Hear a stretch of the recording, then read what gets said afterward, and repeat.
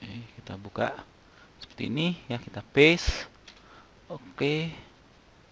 Nah, biasanya memang ada waitingnya agak lama ya, karena ini kan prosesnya back end ya. Tapi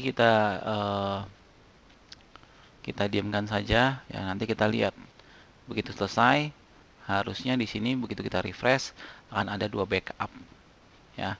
Jadi kalau misalnya kita tes seperti ini normal ya, ini berarti lagi jalan nih ya.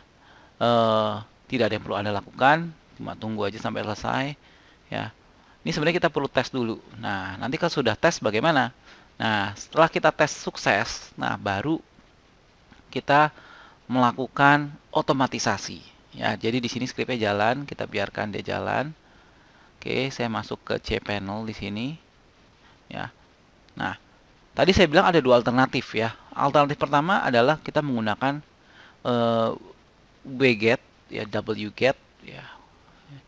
Ya, itu adalah sintaks dari sistem operasi Linux yang bisa dipakai di cPanel untuk mengakses front end ya. Jadi kita cari icon seperti ini ya, cron job namanya.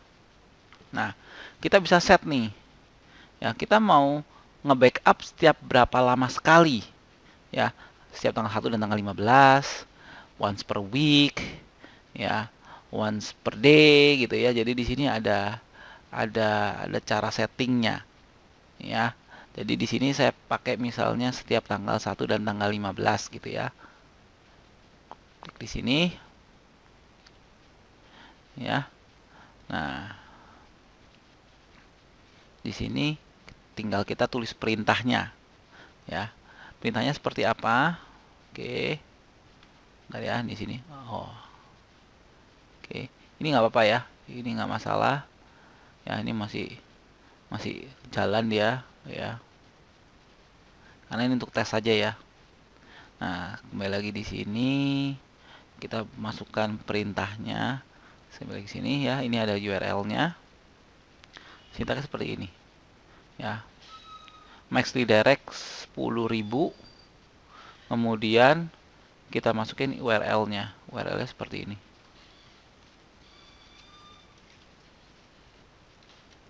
Ya.